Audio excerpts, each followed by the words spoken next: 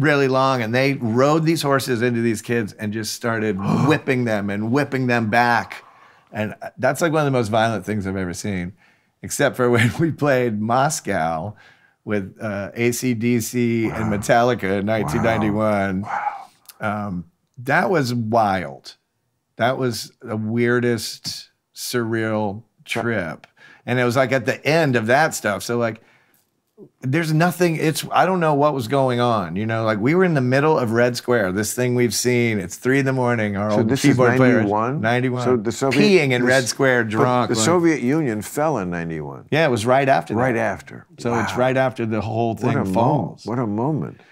And so it was Yeltsin was the president? I think so. Yeah. And they, you know, they tanked the building or whatever. Right. And we get there, and the gig is like, so we're on first, of course. I think Pantera went on first, actually, and then us. They were on that bill somehow. And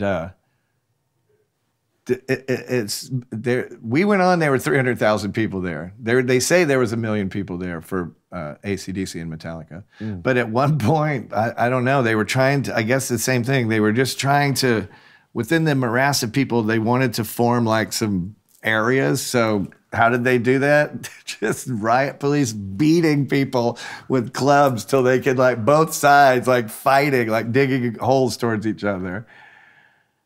And that day I got kicked, there's 600,000, 700, there's millions of people on the other side of this fence. There's millions of people backstage, soldiers for miles and policemen.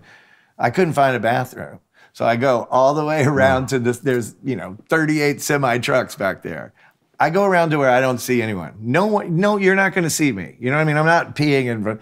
I go back there, I look around, I'm like in my stage clothes. I pee behind this truck and I look up and a guy with a rifle and that long green Russian jacket, he starts yelling Russian. I'm like, I don't know what you're saying. And he just comes up behind me and he kicked me in the small of the back so hard, my face up against the thing. I'm like peeing, you know, still.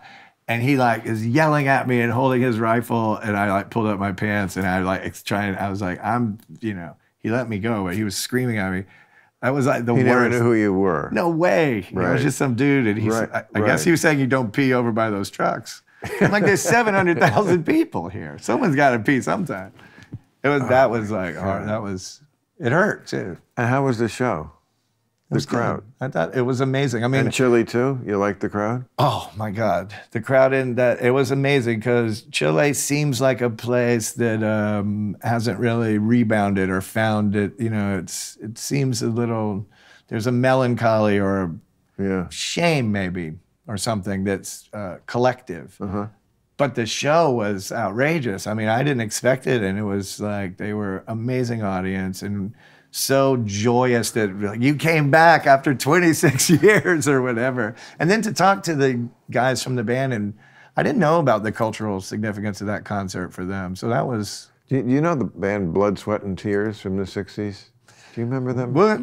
That Blood, yeah, of course. That's their worst. No, they had a couple of good ones. You've Made Me So Very Happy. Great song. Great song. Great vocal, right?